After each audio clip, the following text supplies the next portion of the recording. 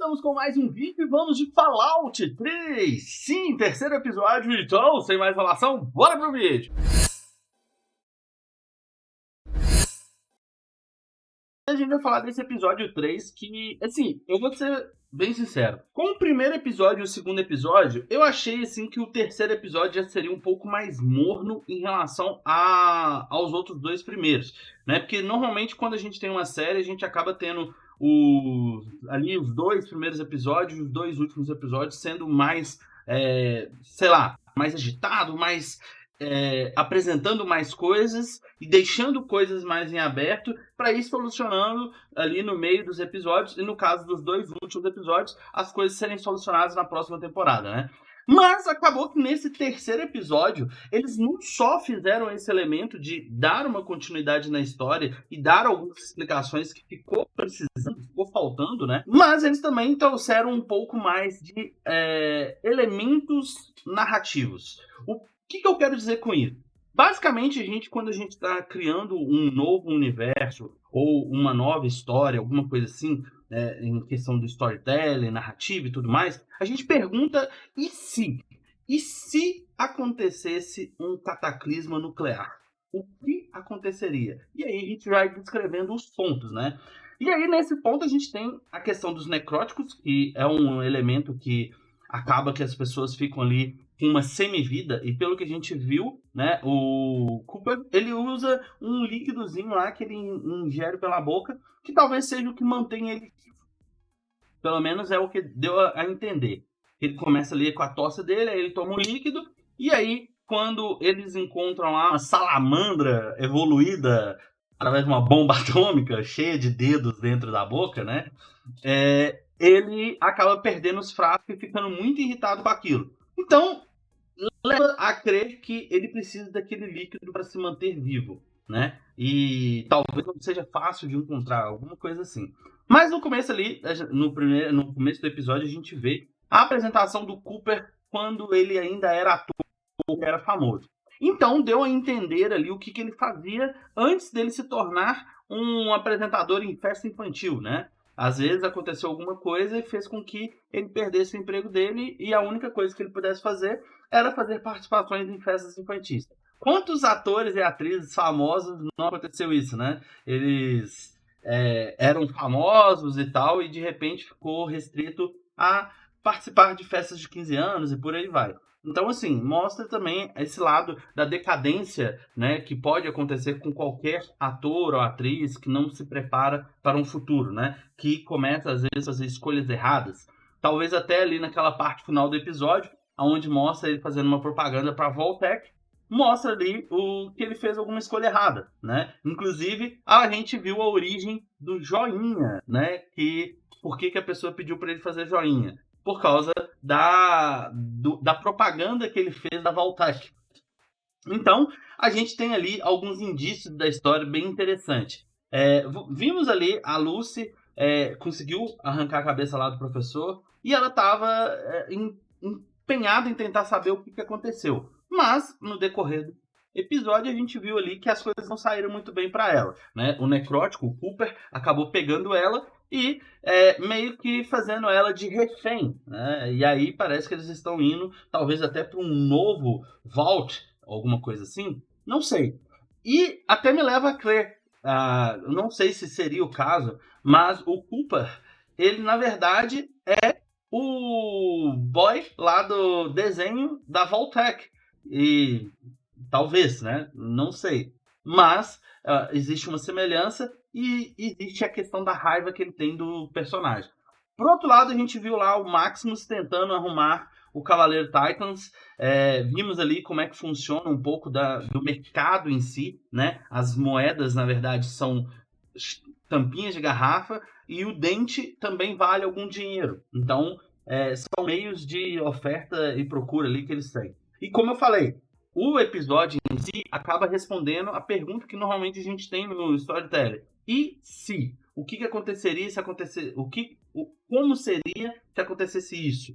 Né? E aí a gente tem a resposta. Uma salamandra que fica gigante, pessoas com aparência destruídas, distorcidas, quase caveríticas, né, podemos dizer assim, como a radiação em tudo, na água, nas plantas, no ar, no ambiente, né, as cidades totalmente destruídas. Então ali eles respondem muito bem essa pergunta. E assim, eu vou ser bem sincero, eu gostei bastante desse aspecto do episódio. A parte lá que o Titans, né, o Maximus, acaba recebendo um novo escudeiro, e o escudeiro que ele recebe é o cara que ele maltratava ele, e aí ele nas conversas ali, ele percebe que talvez o cara não fosse tão ruim, e ali o cara tá ajudando bastante ele. O momento em que ele luta para recuperar o traje, eu achei sensacional, porque mostra aquela questão. Quando ele sofreu muito, né, ao longo do primeiro, segundo episódio ali, que eles maltratavam ele acabou meio que usando aquilo como favor a ele, né, dando força para ele. E mesmo ele sendo trucidado, ele levantou e continuou seguindo firme e forte, até esmagar a cabeça do cara com o traje. Eu achei aquela cena sensacional. E assim, acaba que agora ele tem o escudeiro e eles conseguiram recuperar a cabeça. Já por outro lado, a gente tem um acompanhamento da história dentro do Vault 33, aonde eles têm alguns prisioneiros, né? E aí vem o espírito do irmão da Lucy de querer matar os prisioneiros, né? Então, assim, seria aquela questão. Eles não teriam a mesma compaixão da gente. Por que a gente tem que ter compaixão deles?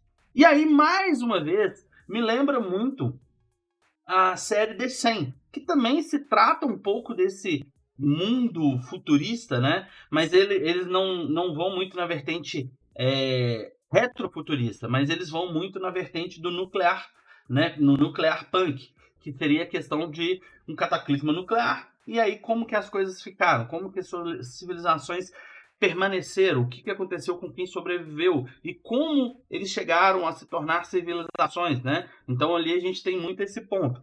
Eu acho isso bem interessante. E aí sempre tem essa premissa, né? Por exemplo, em The 100 a gente tem a questão, né, dos nativos que querem acabar com tudo, morte, tipo, me matou um amigo meu, eu tenho que matar também. Basicamente isso. E também tem o pessoal do Monte Weber, que seriam tecnicamente as pessoas mais sensíveis, podemos dizer assim. Mas os líderes deles não são tão sensíveis assim. Então as coisas acontecem ali de uma forma bem diferente. Já no Vault 33 a gente tem esse elemento de que as coisas devem ser de uma forma diferente do que está sendo. E o pacifismo talvez não funcione mais. É um ponto ali que eles estão entrando na disruptividade. Nossa, agora eu tentei falar difícil.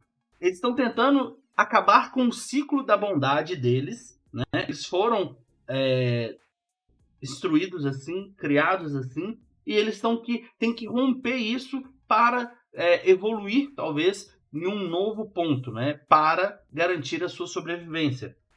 Então, é um elemento que eu acho extremamente essencial para contar histórias em mundos apocalípticos. Porque, por mais bondoso que você seja, as coisas vão acabar te corrompendo de alguma forma. E aí que entra a questão do Cooper. No começo a gente viu que ele estava fazendo uma cena de um filme, alguém queria matar. E agora a pessoa olhou feio para ele, ele atira, matando. Então assim, o que fez ele evoluir a esse ponto? Uma pessoa boa se tornar uma pessoa má, ou uma pessoa que sobrevive.